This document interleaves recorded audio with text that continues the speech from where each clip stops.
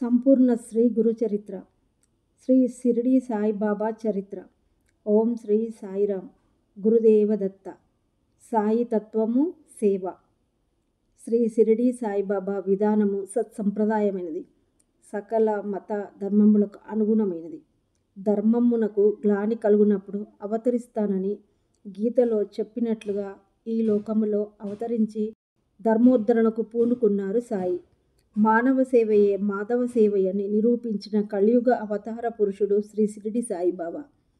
మానవ సేవే మాధవ సేవయా అను సంశయముతోనున్న మానవులకు సంశయ నివృత్తి కలిగించుచు శ్రీ సాయినాథుడు మానవునిగా అవతరించి తన ఆచరణ ద్వారా భగవంతుడు ఎక్కడో లేడనియు తాను మానవ సేవ చేయుచు తన ఆశ్రితులచే చేయించుచు మానవుడే మాధవుడని నిరూపించుట ద్వారా మానవ సేవకు మాధవ సేవకు భేదము లేదనే సత్యమును తెలియజేసినారు సాయి. అట్టి స్వామి యొక్క సద్గురువు యొక్క బోధలు విని మన జీవితములను తీర్చిదిద్దుకుందాము. భక్తులు స్వామి చుట్టూ పరివేష్టించి ఉన్న సందర్భంలో వారు చెప్పిన హితబోధలు తెలుసుకుందాము. సర్వ జీవ జంతు పశు పక్ష్యాదుల్లోనూ అంటే సర్వ ప్రాణుల్లోనూ తనను దర్శించమని సాయి చెప్పిన సత్యాన్ని గుర్తించదము. సర్వ మానవులు అనగా అన్ని మతములు సమైక్యతతో జీవించుట సాయి తత్వముగా గుర్తించబడినది. సర్వమత సామరస్యము, విశ్వ మానవ ప్రేమ అనునవి ముఖ్య సూత్రములు. ఆనాడు అనగా 1858 నుండి 1918 వరకు హిందూ మహమ్మదీయులు మతములకు వైరములుండేవి. వీరి మైత్రికి సమైక్యతకు సాయిబాబా మిక్కిలి కృషి చేసిరి. హిందువుల దైవమగు శ్రీరాముడు, మహమ్మదీయుల దైవమైన రహీం ఒక్కరే. వారిరువురి మధ్య భేదం లేదు. అట్లాంటప్పుడు వారి భక్తులు వారిలో వారు కలహపడుట ఎందుకు? ఓ అజ్ఞానులారా, చేతులు కలిపి రెండు జాతుల వారు కలిసిమెలిసి యుండుడు, బుద్ధితో ప్రవర్తింపుడు, జాతీయ ఐక్యతకును సమకూర్చుడు. వివాదము వలన కానీ ఘర్షణల వలన కానీ ప్రయోజనము లేదు. వివాదములు వినునప్పుడు మీ యొక్క అభివృద్ధి మేలును చూచుకొనుడు. భగవంతుడు మిమ్ము రక్షించును. యోగము, త్యాగము, మనసు, జ్ఞానము మోక్షమునకు మార్గములు. వీనిలో ఏదైనా అవలంబించి మోక్షమును సంపాదించనిచో మీ జీవితములు వ్యర్థములు. ఎవరైనా మీకు కీడు చేసినచో అపకారము చేయకుడు. ఇతరుల కొరకు మీరేమైనా చేయగలిగినచో ఎల్లప్పుడూ మేలు మాత్రమే చేయుడు అని బాబా భక్తులకు హితము చెప్పినాడు. మానవులంతా భగవంతుని బిడ్డలైనప్పుడు అనగా పరమాత్మలోని ఆత్మస్వరూపులైనప్పుడు ద్వేషభావం ఎందుకు? ఎవరి మతమును వారు తీర్చిదిద్దుకొనుచు పరమతముల జోలికి పోక సహనాభావము వహించి మనమందరము మానవులమే, మనమంతా భావము గుర్తించుకొని కలిసిమెలిసి జీవించి సుఖ శాంతులు పొందవలెను. సాయినాథుని మతమేది? ఆ స్వామి మతాతీతుడు. మతాల మధ్య సమన్వయమే కాక ఒక మతములో పరస్పర విరుద్ధ భావాలు, వివిధ భాష్యాలు గందరగోళమును సృష్టిస్తున్న నేటి సమాజానికి సమాధానముగా సరి అయిన మార్గాన్ని తన చర్య ద్వారానే చూపుచూ భగవంతుని చేరుటకు మార్గాన్ని సులభతరం చేస్తూ మన మధ్య సంచరించారు సాయి. విశ్వాసముతోనున్న సమస్త జీవ జడ పదార్థాలు తానేనని అనుభవపూర్వకముగా నిరూపించి హితమూర్తి సాయి. మరెవ్వరితోని పోల్చేందుకు కూడా అందనంతటి ఉన్నత శిఖరము సాయి. సాయి చర్యలు పరిశీలించినట్లయితే మహమ్మదీయులకు పవిత్రమైన మసీదును తన నివాసముగా చేసుకున్నారు. దానికి ద్వారకామయి అని పేరు పెట్టారు. మసీదుకు ముందు హిందువులకు పవిత్రమైన తులసీవనము పెంచారు. మసీదు నందు ధుని ఏర్పాటు చేసి నిరతాగ్ని హోత్రం ఏర్పరిచారు. శ్రీరామనవమి రోజు పగలు జెండాలు ఊరేగింపుగా తీసుకొని పోయి మసీదు రెండు ప్రక్కల పెట్టెడివారు. పగలు హిందువులకు పవిత్రమైన శ్రీరామనవమి ఉత్సవము, రాత్రియందు మహమ్మదీయులకు అనగా 1897 నుంచి అమీర్ శక్కర్ చేత పవిత్రమైన చందనోత్సవము జరపబడినవి. వెడల్పు పళ్ళెములో చందనపు గంధమును అనగా గంధము ముద్దను ఉంచి ఆ పళ్ళెమును తలపైన పెట్టుకొని సాంబ్రాణి ధూపముతో బాజా భజంత్రీలతో ఉత్సవం ఊరేగింపు పిమ్మట మసీదుకు వచ్చి మసీదు గూటిలోనున్న గోడలపైన చందనము చేతితో నందరూ తట్టుటయే చందనోత్సవము. ఇది మహమ్మదీయులు ఫకీరులు గౌరవార్థము చేయుదురు.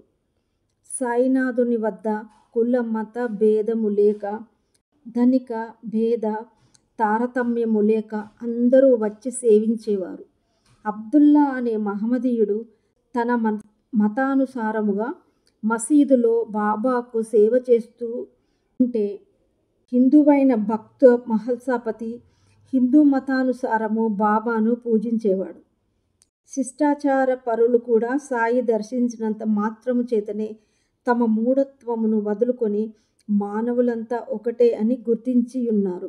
కుల మత రహితముగా ఇప్పటికి 100 సంవత్సరాల పూర్వమే అప్పట్లో ఉన్న మూఢ సంప్రదాయాలకు స్వస్తి పలికి, ఇప్పుడు మన ప్రభుత్వము కోరు సమైక్యత భావమునకు పునాది వేసి అన్ని మతముల వారికి సహపంక్తి భోజనము పెట్టి మానవులంతా ఒక్కటే అని నిరూపించారు సాయినాథుడు.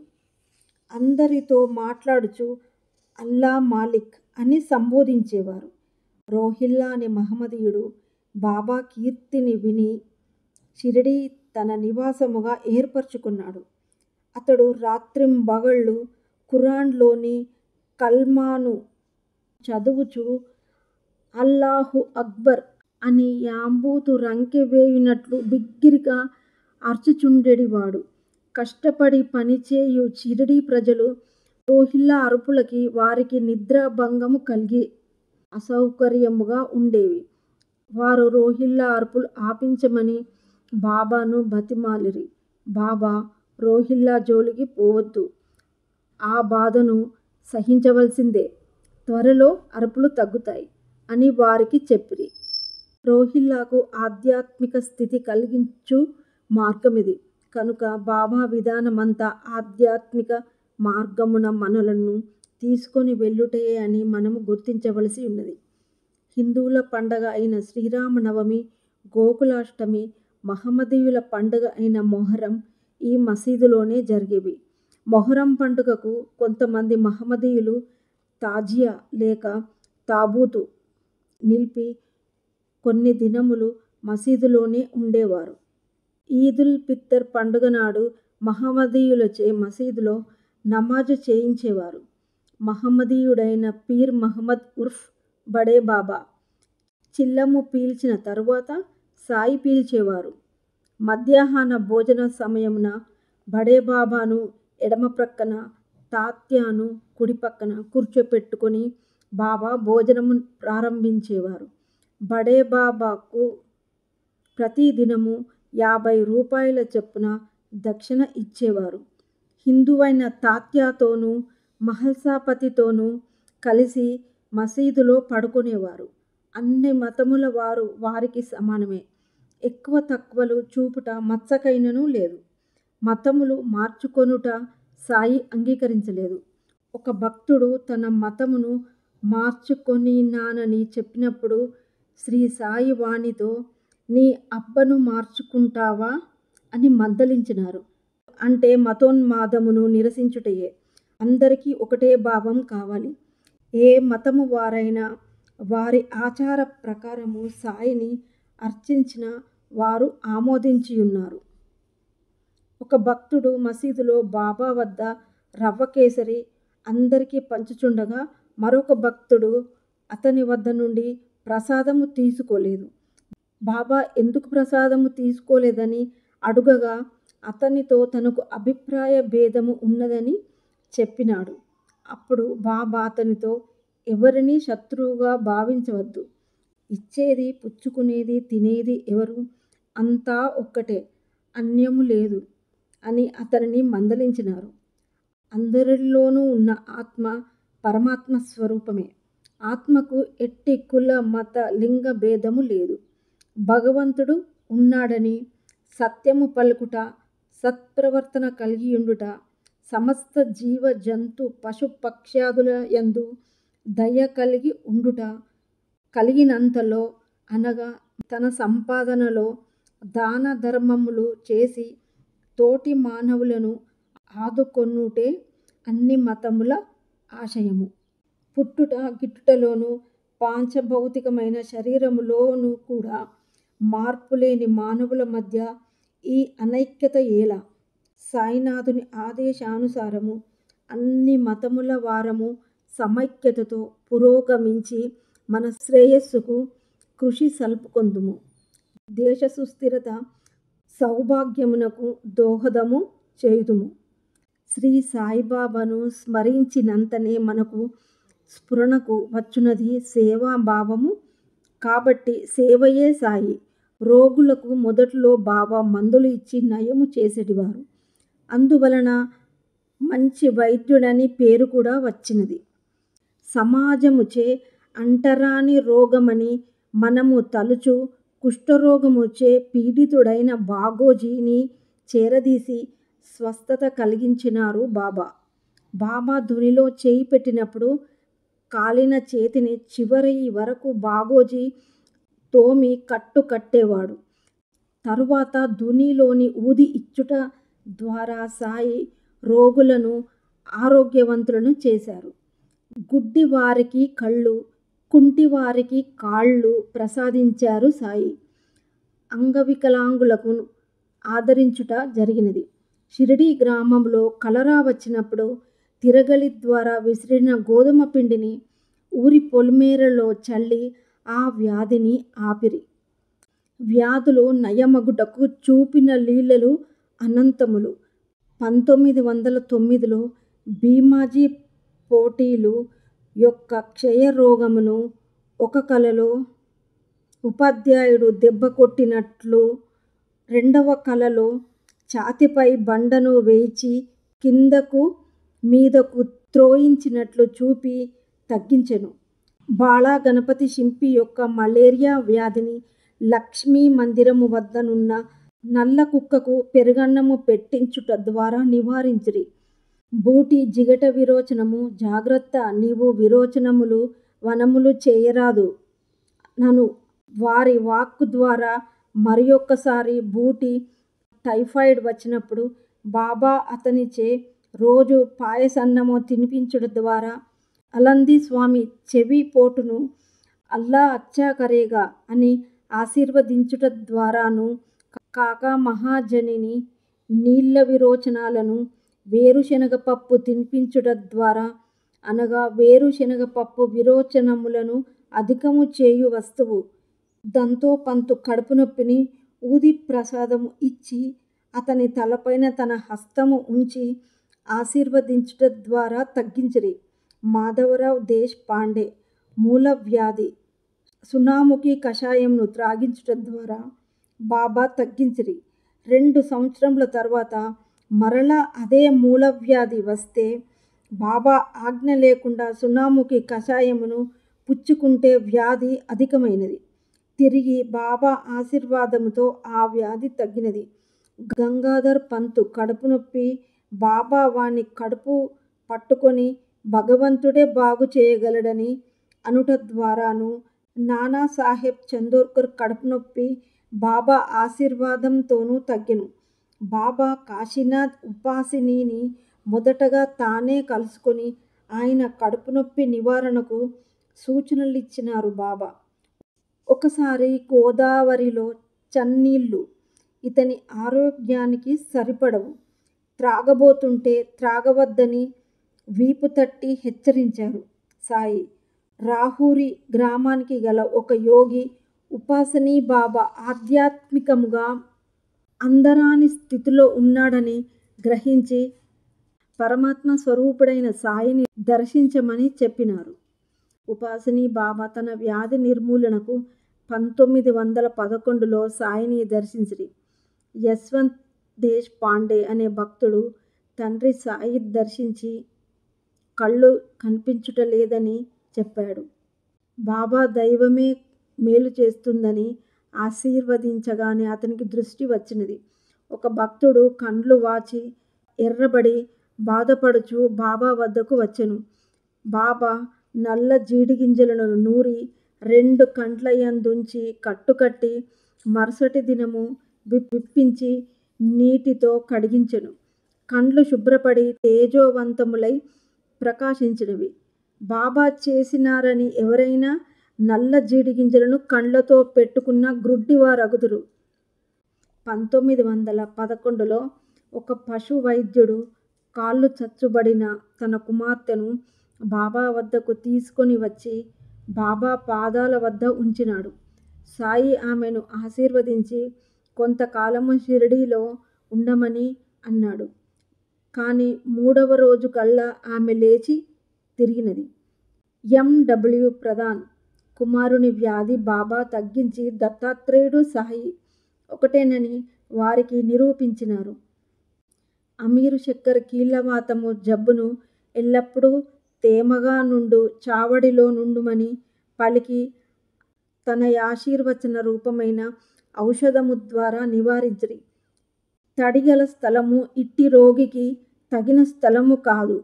బాబా వామన్ గోడ్కర్ ఇంటి పైకప్పు ఎక్కి రాధాకృష్ణమాయి ఇంటి పైకప్పు దాటి ఇంకొక పక్కకు దిగుట ద్వారా రాధాకృష్ణమాయి మలేరియా వ్యాధి తగ్గించిరి.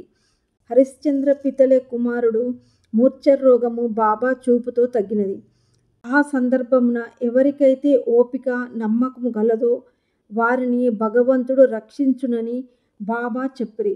మాధవరావు దేశ్ పాండే పాముకర్చి బాబాను శరణు వేడినప్పుడు, ఓరి పిరికి పురోహితుడా, ఎక్కవద్దు, నీవెక్కినచో నేమగునో చూడు, పో వెడలి పొమ్ము, దిగిపొమ్ము అని వారి వాక్కుతో రక్షింపబడినాడు.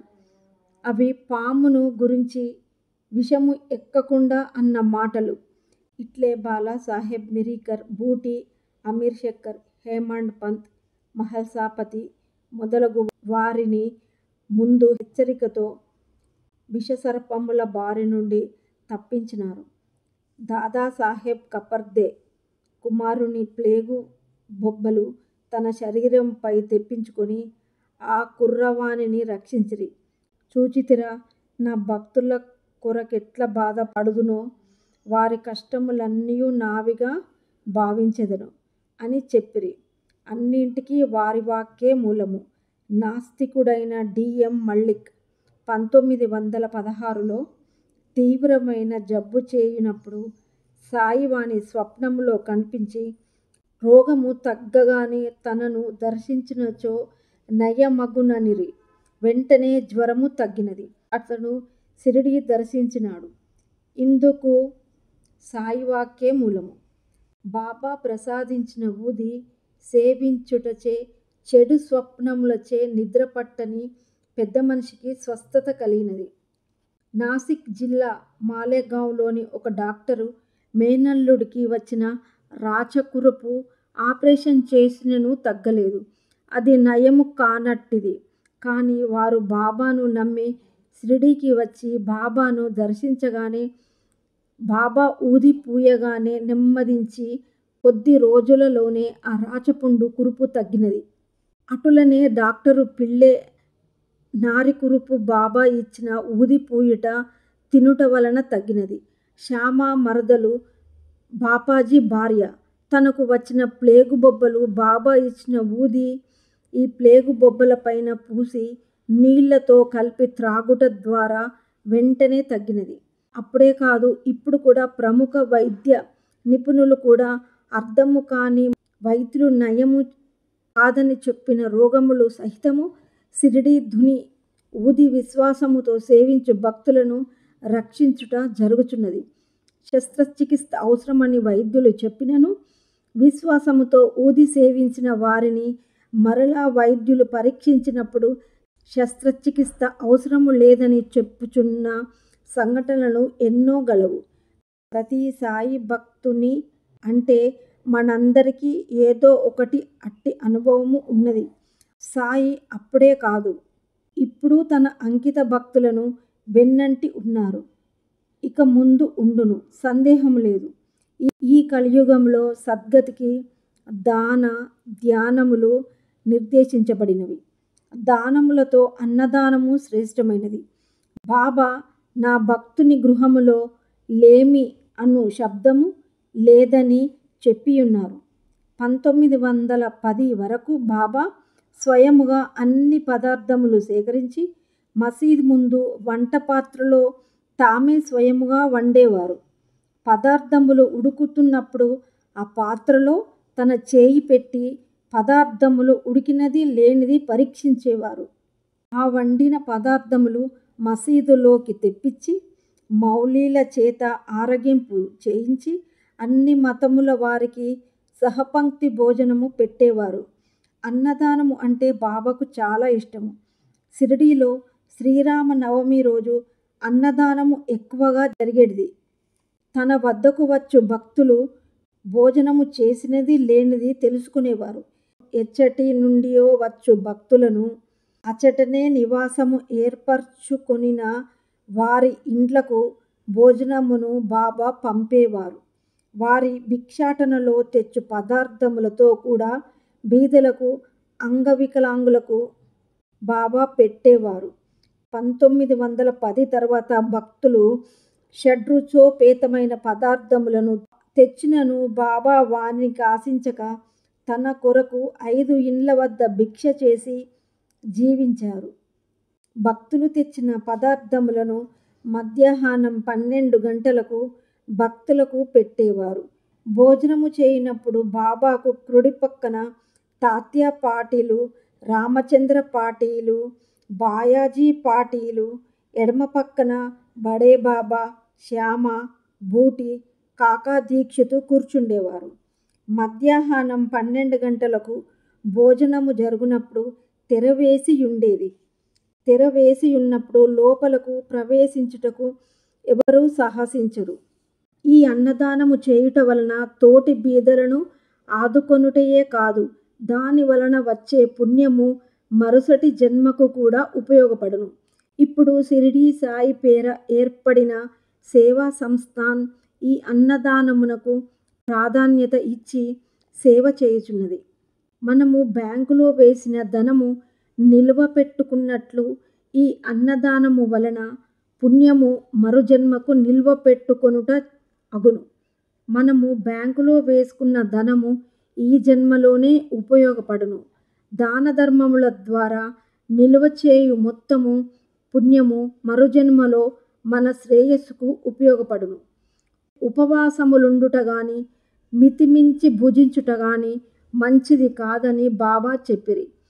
గోఖలే భార్య బాబా వద్ద 3 రోజులు ఉపవసించుటకు రాగా ఉపవాసము చేయవలసిన అవసరమేమి? దాదా భట్టు ఇంటికి పోయి బొబ్బట్లు చేసి అతని పిల్లలకు పెట్టి నీవు కూడా తినుము అని చెప్పి ఆమెను బాబా ఉపవసించనీయలేదు. దీక్షితులు యావజ్జీవితము రాత్రిపూట ఉపవసించాలని నిశ్చయించుకొని బాబా వద్దకు రాగా రాత్రి భోజనానికి రొట్టె కూర చేయించి అక్కడే నైవేద్యము పెట్టి నీవు తిను అని అన్నారు. అలా అతనికి చెప్పుచూ వానిని ఉపవసించనీయలేదు. బాబా సకల జీవ జంతు పశు పక్ష్యాదుల యందు కారుణ్య దృష్టితో ఉండేవారు.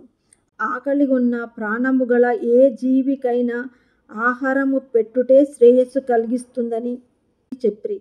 తాను భిక్షతో తెచ్చిన ఆహార పదార్థములన్నిటినీ ఒక కుండలో పోసి కుక్కలు, పిల్లులు, కాకులతో కలిసి తినేవారు. వాటిని తోలేవారు కాదు. ఆత్మారాముని భార్య షిరిడీలో ఉన్నప్పుడు ఒకరోజు మధ్యాహ్న భోజన సమయమున అందరికీ భోజనము వడ్డించు సమయములో ఆకలితోయున్న ఒక కుక్క అచ్చటికి వచ్చి మొరుగుట ప్రారంభించగా ఆత్మారాముని భార్య లేచి యొక్క రొట్టె ముక్క ఆ కుక్కకు వేసినది. ఆ కుక్క ఎంతో మక్కువగా ఆ రొట్టె ముక్క తిన్నది. ఆనాడు సాయంకాలము ఆమె మసీదుకు పోగా బాబా ఆమెతో, తల్లీ, నా కడుపు నిండా గొంతు వరకు భోజనము పెట్టినావు. నా జీవశక్తులు సంతుష్టి చెందినవి. ఎల్లప్పుడూ ఇట్లే చేయుము. అది నీకు సద్గతిని కలుగజేయును. మొదట ఆకలితోనున్న జీవికి భోజనము పెట్టిన పిమ్మట భుజించుము. దీనిని జ్ఞప్తియుంచుకొనుము అని బాబా అనగా ఆమెకు బోధపడక, బాబా ఇతరుల ఇంట్లో భోజనము చేయుచుండిన నేను మీకెట్లా భోజనము పెట్టగలను అని అన్నది. దానికి బాబా ఇట్లన్నారు, భోజనమునకు పూర్వము ఏ కుక్కను నీవు చూచి రొట్టె పెట్టితివో అదియు నేను ఒకటే. ఆ విధంగానే పిల్లులు, పందులు, ఈగలు, ఆవులు మొదలగునవన్నీయు నా అంశములే. నేనే వాని ఆకారములో తిరుగుచున్నాను. ఎవరైతే జీవకోటిలో నన్ను చూడగలుగుదురో వారే నా ప్రియభక్తులు. కాబట్టి నేనొకటి, తక్కిన జీవరాశియొకటి అని ద్వంద్వభావము, భేదభావము విడిచి నన్ను సేవింపమని బాబా చెప్పిరి. పై చెప్పిన విషయములు ఆత్మారాముని భార్యకు మాత్రమే చెప్పినవి కావు. బాబాను నమ్మి సేవించి సాయి భక్తులందరూ ఇప్పుడు కూడా తప్పక ఆచరించవలసిన విద్యుక్త ధర్మములు. ఒకరోజు సాయంకాలము లక్ష్మీబాయి షిండే బాబా వద్దకు వచ్చి నమస్కరించినప్పుడు బాబా ఆమెతో, ఓ లక్ష్మి, నాకు చాలా ఆకలి వేయుచున్నది అని అన్నారు. ఆమె ఇంటికి వెళ్ళి రొట్టె, కూర తయారు చేసి తీసుకొని వచ్చి బాబా ముందర పెట్టినది. బాబా దానిని అందుకొని అచటయున్న ఒక కుక్కకు వేసెను. లక్ష్మీబాయి అది చూచి, బాబా, ఇది ఏమి? నేను పరిగెత్తుకొని పోయి మీ కొరకు రొట్టె చేసితిని. మీరు దానిని కొంచెమైనను తినక కుక్కకు వేసితిరి అని ఆమె బాబాతో అనగా, బాబా ఆమెతో ఇట్లనిరి, అనవసరముగా విచారించుదువేల. కుక్క ఆకలి తీర్చుట నా ఆకలి తీర్చుట వంటిది. ప్రతి ప్రాణికి కూడా ఆత్మ కలదు. రూపం వేరు కావచ్చు, కానీ అందరి ఆకలి ఒకటే. కొందరు మాట్లాడలేరు. ఎవరైతే ఆకలితో ఉన్నవారికి భోజనము పెట్టెదరో వారు నాకన్నము పెట్టినట్లే. దీనిని గొప్ప నీతిగా గుర్తించుము అని బాబా తన సర్వవ్యాపకత్వమును తెలిపిరి. ఆ రోజు నుండి ప్రతిరోజు అదే సమయమునకు లక్ష్మీబాయి షిండే బాబాకు రొట్టె సమర్పించేది. అందుకే చాలామంది వారి భోజనము చేయుటకు ముందు ఆ భోజనము నుండి ఒక ముద్ద కాకబలి, భూతబలిగా బయట ఉంచుట చూచుచున్నాము. భోజన సమయములో తనకు తరచుగా అతిథులు దొరుకుట లేదని నానా సాహెబ్ చందోర్కర్ అను భక్తుడు బాబాతో అన్నారు. అతిథి అంటే మానవుడే కాదు అని, భోజన సమయమునకు వచ్చు ఏ ప్రాణైనా అతిథియేనని, క్రిమి కీటకాదుల నుండి మానవుల వరకు అందరూ అతిథేయులేనని, కావున కాకబలి బయట సమృద్ధిగా విడిచి రమ్ము. ఏ ప్రాణిని పిలవవద్దు, తరమవద్దు. ఏ ప్రాణి వచ్చినదన్నది పట్టించుకోవద్దు. ఆ విధముగా చేసిన ఎడల లక్షలాది అతిథులను ఆదరించినట్లేనని బాబా చెప్పిరి. విశ్వములో ప్రతి వ్యక్తికి, ప్రతి జీవికి జరుగు చర్య తన నుండి జరుగునట్లుగా చూపుటయే విశ్వరూపము. శ్యామకర్ణ అనే గుర్రమునకు తర్ఫీదు ఇచ్చు వ్యక్తి దానిని తర్ఫీదు ఇస్తూ కొట్టినప్పుడు ఆ కొట్టినది శ్యామకర్ణ అనే గుర్రమునకు కాదని, ఆ దెబ్బలు తనపై చూపి ఏ ప్రాణిని హింసించినా తనను హింసించినట్లేనని గుర్తింపు చేసి తాను విశ్వరూపుడునని రుజువు చేసిరి బాబా. శ్రీమతి కపర్దే మనుతాయి లేక లక్ష్మీబాయి, ఈమెను ఆజీబాయి అంటే ముసలమ్మ అని కూడా పిలిచేవారు బాబా. షిరిడీలో ఉన్నప్పుడు వారి ఇంటికి భోజనమునకు వస్తానని బాబా మాట ఇచ్చారు. ఒకరోజు పక్కింటి వారి గేదె రూపంలోనూ, రెండవ రోజున ఒక కుక్క రూపంలోనూ వచ్చి ఆమెచే దెబ్బలు తిని 3వ రోజున చీమల రూపములో వచ్చి వంటకొమ్మలు నారగించిరి. కాని ఈ విషయములు ఆమె గ్రహించలేక భోజనమునకు రాలేదని బాబాను అడిగినది. అందుకు బాబా, నీ చేత దెబ్బలు తిన్న గేదె, కుక్క మరియు వంటకొమ్ముల నారగించిన చీమలు నేనేనని తెలిపి, అన్ని రూపములోనున్నది నేనేనని, విశ్వములోనున్న జీవులు తన రూపమేనని తెలియజెప్పిరి. భక్త మహల్సాపతి ఒక కుంటి కుక్కకు అన్నము పెట్టుచుండెడివాడు. ఒకరోజు అది ఎంతకు వెళ్ళలేదు. మహల్సాపతి కర్రతో ఆ కుక్కను 2 దెబ్బలు కొట్టాడు. ఆ తర్వాత మహల్సాపతి మసీదులో బాబా పాదములు వత్తునప్పుడు, అరే భగత్, ఈ గ్రామములో నా వంటి జబ్బు కుక్క ఒకటి ఉన్నది. దానిని ప్రతి వెధవ కొట్టేవాడే అని అనగానే మహల్సాపతి ఆ కుంటి కుక్కను కొట్టిన తన తప్పును గుర్తించాడు. ఎంతో సులభముగా అర్థమగు రీతిలో జ్ఞానబోధ చేసినట్లు దీనిని బట్టి తెలియగలదు. ఉపాసిని బాబా షిరిడీలో వంట చేసుకొని మొదట మసీదులో సాయికి నివేదించిన తర్వాత భోజనము చేసేవాడు. నేను నీ వద్దకు వస్తే గుర్తిస్తావా అని బాబా ఉపాసిని బాబాతో అని నల్ల కుక్క రూపంలో వెళ్ళగా గుర్తించలేదు. మరురోజు ఒక బిచ్చగాడి రూపంలో వస్తే తిట్టి వెళ్ళగొట్టాడు. మసీదుకు వెళ్ళినప్పుడు బాబా నివేదన అంగీకరించక, బిచ్చగాడిగా హరిజనుని రూపంలోనున్న నన్ను తిట్టావు, అంతటా నేనేయున్నానని గుర్తించుకో అని తన సర్వవ్యాపకత్వమును బాబా గుర్తింపు చేసిరి. కనుక జీవ జంతు పశు పక్ష్యాదులయందు మానవుల అందరిలోనున్న ఆత్మ పరమాత్మయైన తన స్వరూపమే కనుక సర్వ ప్రాణులయందు కారుణ్య దృష్టి కలిగియుండి ప్రేమతో మెదలవలెనని బాబా బోధించిన ఈ తత్వమును మనము ఆచరణలో పెట్టుట అవసరమని గుర్తించవలెను. ఇతర యుగములలో దుష్ట శిక్షణ శిష్టరక్షణ జరిగినది. ఈ కలియుగములో దుష్ట శిక్షణకు అవకాశము లేదు. దుష్టత్వమే అధికముగా యున్న ఈ కలియుగములో దుష్టులకు శిక్షించక సంస్కరించి సన్మార్గులను చేయుటయే ఇప్పటి ధర్మము. అదియే సాయితత్వము. బాబాకు అందరూ సమానులే. అందరూ తన బిడ్డలైనప్పుడు ఎవరినైనను భేదభావం ఎట్లుండును? ధులియా కోర్టు వారి విచారణలో ఒక దొంగ తాను చేసిన తప్పును గుర్తింపు చేసి బాబా అతన్ని సంస్కరించుటకు ప్రయత్నించిరి. ఒకరోజు ఒక భక్తుడు ఇంకొక భక్తుడిని గూర్చి పరోక్షముగా ఇతరుల ముందు నిందించుచుండెను. మిక్కిలి హీనముగా తిట్టెను. బాబా లెండి తోటకు పోవునప్పుడు ఆ భక్తుడు బాబాను కలిసెను. బాబా వానిని ఒక పందిని చూపి ఇట్టనెను, చూడుము, ఈ పంది కసువును ఎంత రుచిగా తినుచున్నదో. నీ స్వభావమటువంటిది. నీవు మనస్ఫూర్తిగా నీ సోదరుణ్ణే తిట్టినావు. ఎంతటి పుణ్యమో చేయగా నీకు మానవ జన్మ లభించినది. ఇట్లు చేసినచో షిరిడీ నీకు తోడ్పడునా అని మెల్లగా మందలించిరి. పరనింద మహాపాపము. ఎవరైతే ఇతరులను నిందించెదరో వారు నన్ను హింసించిన వారగుదురు.